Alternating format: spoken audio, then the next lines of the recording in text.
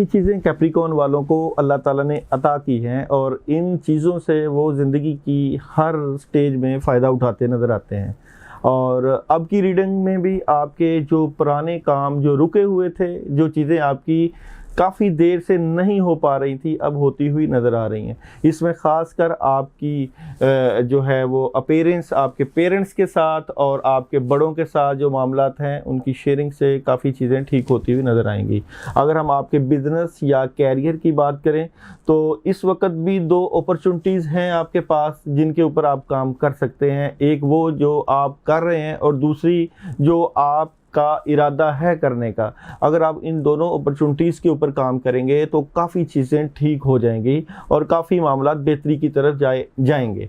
और तीसरा ये कि आप अपने बिज़नेस में और अपने कैरियर में नई नई चीज़ें और नई नई जिद्दतें पैदा कर रहे हैं।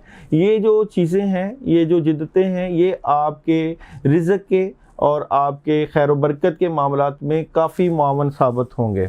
और अगर हम आपकी मैरिड या रिलेशन की बात करें तो इसमें इस वक्त इस वीक में कोई ऐसी परेशानी नज़र नहीं आ रही।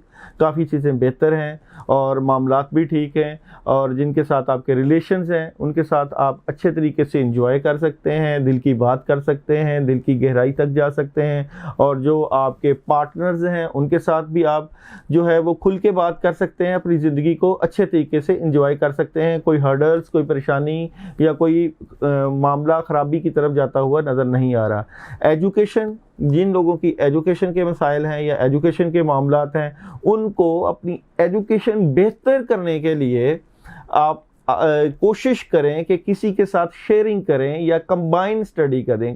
कंबाइन स्टडी करने से काफ़ी चीज़ें बेहतर होंगी और कोशिश करें इंटरनेट का यूज़ेज करें और मुख्तलिफ़ बुक्स का जो है अपनी वोकैबुलरी में इजाफ़ा करें ताकि ज़्यादा से ज़्यादा आपके पास इल्म आए, ज़्यादा से ज़्यादा आप अपनी पढ़ाई के ऊपर अच्छा फोकस कर लें।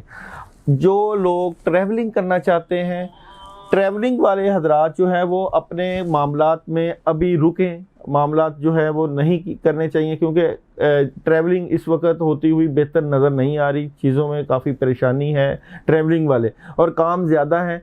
अभी आपको यहीं ही बैठ के सारे कामों को फोकस करना पड़ेगा ताकि मामला ठीक हो जाए। अगर आप कुछ विर्द या वज़ाइफ करना चाहें तो या वहाबू या रज़ाक, या वहाबू या रज़ाक 131 टाइम ईशा के बाद पढ़ सकते हैं। और अगर आप रंग अपना इस्तेमाल करें इस वीक में तो ब्लैक कलर का इस्तेमाल कर सकते हैं।